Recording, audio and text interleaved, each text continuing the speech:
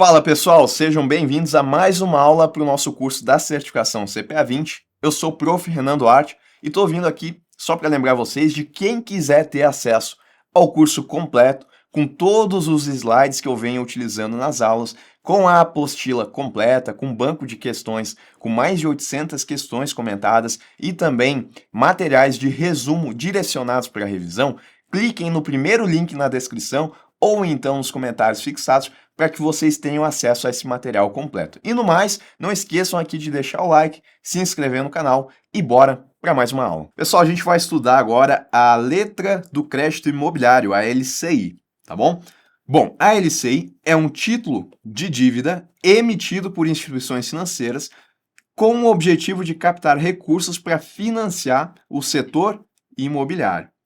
Para o investidor, para a pessoa que coloca o dinheiro dela em uma LCI, a LCI é uma modalidade de investimento em renda fixa lastrada em créditos imobiliários, tá? Para a pessoa que está ali escolhendo o investimento e vai colocar o dinheiro dela. Bom, a gente vai entender como é que funciona esse fluxo aqui da LCI, tá? Então, primeira coisa que a gente tem aqui no fluxo é uma pessoa, um agente deficitário que está precisando de dinheiro para fazer a compra de uma casa, fazer a compra de um terreno, fazer a compra de um apartamento. Algo ligado ao setor imobiliário. E aí essa pessoa precisa de dinheiro, tá? O que ele vai fazer? Ele vai solicitar um empréstimo imobiliário. E ele vai fazer isso, através de uma instituição financeira. Vamos supor que ele está pedindo aqui o valor de R$300 mil para fazer a compra lá da casa dele. Aí a instituição financeira, vai emprestar esse dinheiro para ele e, por se tratar aqui de uma operação imobiliária, a instituição financeira ela vai pedir uma garantia, Aí essa é uma garantia real. Pode ser uma alienação fiduciária, pode ser uma hipoteca. Se for uma alienação fiduciária, essa casa aqui que vai ser comprada, ela vai ficar alienada ao contrato de empréstimo. E aí, se o nosso devedor não fazer o pagamento, da dívida que ele contraiu, essa casa ela vai poder ser leiloada para que a instituição financeira consiga recuperar o valor que ela emprestou, tá? Então, o fluxo de pagamento do que a gente está vendo aqui, sob a ótica da instituição financeira, ficaria mais ou menos assim. A instituição financeira ela teria um desembolso inicial de R$300 mil e ela teria uma série de pagamentos aqui que ela receberia, que são os pagamentos parcelados que o nosso devedor ele vai fazer para a instituição financeira, Uma série de pagamentos aí. Esses prazos eles tendem a ser longos, tá? Vamos pensar que esse prazo aqui ele foi de 30 anos. Então, durante 30 anos, a instituição financeira vai receber mensalmente esses pagamentos aqui, até que se pague o saldo devedor da dívida mais os juros da operação. Lembrando, se o nosso devedor ele não fazer o pagamento, chegar aqui em determinado mês e ele não fazer mais os pagamentos, a gente vai ter que essa casa ela está alienada. Eu vou colocar aqui, alienação fiduciária. É uma forma de garantia. Podia ser hipoteca também, tá? Então, se ele não fazer o pagamento, a instituição financeira ela vai poder leiloar essa casa que foi comprada para recuperar o valor que ela teria devido, E o que sobrar pode voltar aqui para o nosso devedor. Então, alienação fiduciária ou hipoteca são modalidades de garantias reais aqui que a gente utiliza geralmente em contratos imobiliários, tá bom? Qual que é a diferença entre os dois? Na alienação fiduciária, a casa aqui, ela fica em nome do banco, direto, é de propriedade do banco, enquanto que na hipoteca, a casa ela fica de propriedade do devedor. Principal diferença das duas, tá? Bom, beleza, a gente só olhou esse lado aqui por enquanto, A gente só viu que a instituição financeira emprestou dinheiro e que o devedor, ele recebeu esse dinheiro e comprou a casa dele. Mas agora a gente vai falar sobre o investidor, que tem dinheiro sobrando, ele tá lá com R$100 mil sobrando, e ele quer investir o dinheiro dele. E ele vai até a instituição financeira para emprestar esse dinheiro para a instituição financeira. Ele pode colocar num CDB, pode colocar numa letra financeira, pode colocar em uma letra do crédito do agronegócio, uma LCA, mas ele escolheu colocar em uma LCI. Então ele vai emprestar R$100 mil à instituição financeira e para formalizar essa dívida que a instituição financeira tem com esse investidor, a instituição financeira ela vai emitir um título de dívida. E esse título de dívida é a LCI. E quando eu tenho uma LCI, isso significa que esse título aqui, ele está lastreado em operações em créditos imobiliários. Então, por exemplo, essa operação aqui que foi feita na outra ponta, ela pode servir de lastro para essa operação aqui do investidor. Porque daí, né, se acontecer da instituição financeira ela não ter condições de fazer o pagamento, esse crédito aqui imobiliário está garantindo essa LCI, tá? Então é mais ou menos essa ótica aqui que a gente tem no fluxo, tá? E aí o investidor, ele empresta esses 100 mil reais, ele compra essa LCI, e essa LCI, obviamente, ela traz uma rentabilidade associada a ela, tá? Essa rentabilidade pode ser, por exemplo, de 12% ao ano. E ela também vai ter um prazo, tá? Esse prazo aqui pode ser, por exemplo, de 12 meses. Durante 12 meses, o nosso investidor emprestou 100 mil reais para que, passado esses 12 meses, com uma rentabilidade de 12% ao ano, ele venha a receber aqui 112 mil reais, tá? Bom, quem é que pode, segundo a legislação, emitir LCI? Bancos comerciais, bancos múltiplos que tenham a carteira de crédito imobiliário, Caixa Econômica Federal, sociedades de crédito imobiliário, que são as SCIs, tá?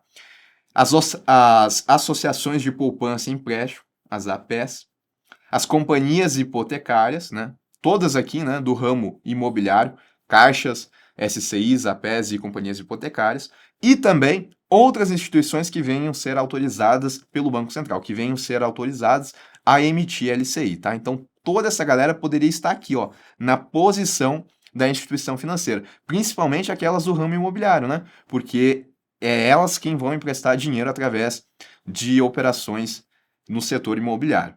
Bom, passando aqui, a gente vai falar agora sobre os lastros dessa operação aqui.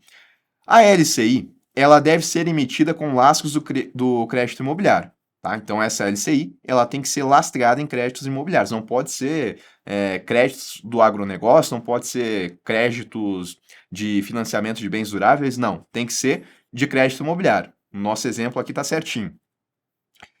Esses créditos imobiliários, eles têm que ser garantidos por hipoteca ou por alienação fiduciária do imóvel. Por isso que eu coloquei aqui, né, que a garantia desse imóvel ou ela vai estar em alienação fiduciária ou hipoteca. Se fosse uma operação que não daria origem em uma LCI, poderia daqui a pouco nem ter uma garantia, ou poderia ser uma garantia fidejussória, que é quando uma pessoa que está garantindo a operação, né, um parente que vai lá e garante. Mas, apesar disso ser possível, não seria possível na LCI, porque a LCI ela exige garantia real, seja na forma de alienação fiduciária ou então na forma de hipoteca. Bom, tá? A LCI ela também deve conter a identificação dos direitos creditórios que lhe servem como lastro, ou seja, aqui na LCI, né, no título, tem que estar especificado quais são os créditos imobiliários que estão lastreando essa LCI. No nosso exemplo, a gente tem só esse daqui, né? E esse daqui, então, tem que constar lá da LCI. Mas eu poderia ter mais de um crédito imobiliário fazendo lastro por uma LCI. E aí eu teria que ter a identificação de todos. Os quais não podem ser inferiores ao montante da emissão da LCI. Isso aqui é importante, tá? Vamos entender. A minha LCI ela tem um montante de 100 mil reais. Os créditos aqui da outra ponta que estão lastreando essa LCI, eles somados não podem ser inferiores ao valor de emissão da minha LCI. Nesse caso aqui, não tem problema, né? Porque o meu lastro ele é de 300 mil, enquanto que a minha LCI é de 100 mil reais. Então, somados aqui, que na verdade só tem um, é superior. O que não poderia é ser inferior. Se eu tivesse um lastro aqui de 38 mil, por exemplo, eu teria que achar um outro lastro, né, para colocar nessa LCI, de modo que eu tivesse pelo menos 100 mil reais aqui. C a mais não é problema, o problema é C a menos. Caso haja liquidação ou vencimento antecipado de algum dos créditos que dão lastro, este deverá ser substituído por outro crédito similar, para que o valor do lastro não fique abaixo do valor da LCI. Então vamos supor, né, a gente está com esse exemplo aqui. Aí o nosso devedor, né, ele conseguiu um capital que possibilitou ele fazer a liquidação antecipada desse crédito aqui, né? Então ele veio aqui e quitou essa dívida que ele tinha com a instituição financeira, né? A instituição financeira vai receber lá o saldo devedor e acabou esse fluxo de pagamento que a gente tinha. E aí, nesse momento aqui, o que aconteceu? Esse crédito imobiliário ele deixou de existir. E o lastro que existia aqui na nossa LCI, por consequência, também deixou de existir. E isso não pode acontecer, tá? Se acontecer da liquidação antecipada, né, se acontecer uma liquidação antecipada, a instituição financeira ela vai ter que colocar outros créditos imobiliários aqui para fazerem lastro a essa LCI. Ela não pode ficar sem um lastro de crédito imobiliário, tá? E somados, repetindo, né? E somados, eles devem garantir pelo menos o valor de emissão da LCI. Bom, quais são as possibilidades, né, de remuneração para o investidor aqui? Ele pode ter uma remuneração pré-fixada, pós-fixada ou uma remuneração híbrida. No nosso exemplo aqui, é uma remuneração que ela é pré-fixada, porque eu sei, no momento que eu contrato, o quanto que eu vou receber ao final do prazo, tá? Então, exemplo de remuneração pré-fixada, 10% ao ano, 12% ao ano, né? Eu já sei exatamente quanto que eu vou receber. Pode ser pós-fixada? Pode, né? 90% do DI, por exemplo, tá? Eu tenho um indexador ali e eu dependo da rentabilidade do DI para saber o quanto que eu vou receber ao final do período. E pode ser híbrida, tá? Que é quando eu tenho uma rentabilidade pré-fixada e mais um indexador, né? Aí geralmente a gente usa o IPCA. Então IPCA mais 4% ao ano. Esse é um exemplo de rentabilidade híbrida. E lembrando que em títulos de renda fixa, né, a rentabilidade ela é sempre diária. E a convenção é que a gente tem 252 dias úteis no ano. Então, a cada dia útil, o meu título ele vai render. Bom, e os prazos, como é que funciona, tá? A lei, ela não estabelece um prazo de vencimento máximo para as LCI, mas estipula que o prazo de vencimento não pode ser superior ao prazo de qualquer um dos créditos imobiliários vinculados a ela como lastro. No nosso exemplo aqui, o prazo é de 12 meses, tá? Ele é superior ao prazo, deixa eu tirar esse X aqui, né, porque a gente voltou com ele. O prazo de 12 meses é superior ao prazo do crédito imobiliário? Não. Então, tá ok. O que não poderia é o prazo da LCI ser maior do que o dos créditos imobiliários. Isso não poderia acontecer, tá? É até difícil acontecer, né? Porque geralmente financiamento imobiliário a gente tem prazos mais longos, mas não pode acontecer de ser menor esse prazo aqui do que esses que estão aqui lhe fazendo lastro. Isso em relação ao prazo máximo, ao prazo de vencimento. Mas, não tendo um prazo máximo específico, a gente tem prazos mínimos, tá? E aí tem que cuidar, porque esses prazos mínimos eles ficam mudando, tá? Atualmente, o que a gente tem é o seguinte: para a LCI, o prazo mínimo na ausência de atualização por índice de preço é de 9 meses. Pergunto, eu tenho atualização por índice de preço nesse exemplo aqui que eu coloquei? Não, porque a minha rentabilidade ela é de 12% ao ano. Não tenho índice de preço aqui. Então, o prazo mínimo de vencimento para essa LCI aqui, ele é de 9 meses. Renan, ele é de 12. Pode?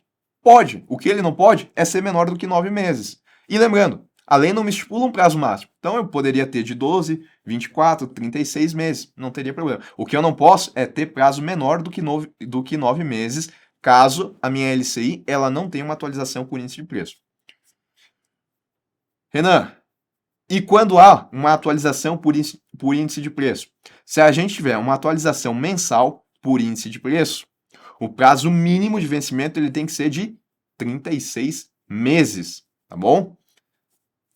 Se a nossa, vamos voltar para cá, se a nossa LCI, ao invés de pagar 12% ao ano, ela pagasse IPCA mais 4% ao ano,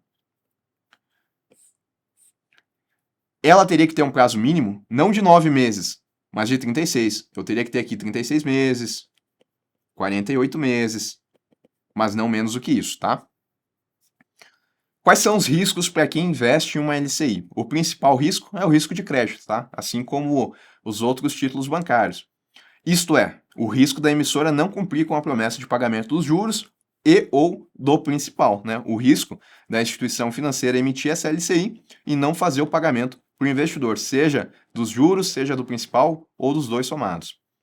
Bom, pelo fato, né, da nossa LCI ela contar com esse lastro nos créditos imobiliários, esse risco ele é menor. E além disso, as LCIs também contam com a garantia do FGC de até 250 mil, por CPF ou CNPJ, por conjunto de depósitos e investimentos em cada instituição ou conglomerado financeiro. Então, tá, acaba que o risco de crédito aqui na LCI ele é reduzido. Por esses dois fatores, né? Por conta da gente ter a instituição financeira lastreando em créditos imobiliários e pelo fator aqui da gente também ter a garantia do FGC até esse valor. A gente também tem o risco de liquidez e o risco de mercado, né? Que estão mais presentes aí em títulos pré-fixados e híbridos. Liquidez ele é importante porque a gente tem esse prazo mínimo aqui de 9 meses, né? Se o investidor tentar resgatar essa LCI junto à instituição financeira antes de 9 meses, ele não vai conseguir. Em relação à tributação, esse é o grande ponto, né, para a pessoa vir aqui e escolher comprar uma LCI e não pegar outros títulos bancários. Isso porque a LCI, ela não tem cobrança de imposto de renda ou IOF, tá? É isento de imposto de renda para pessoas físicas. Se o investidor ele for uma pessoa jurídica, aí a gente tem o imposto conforme a tabela regressiva, aquela que a gente utiliza para a maioria dos investimentos em renda fixa, tá? Mas isso lembrando para o investidor pessoa jurídica, porque para o investidor pessoa física, a LCI ela não tem imposto de renda.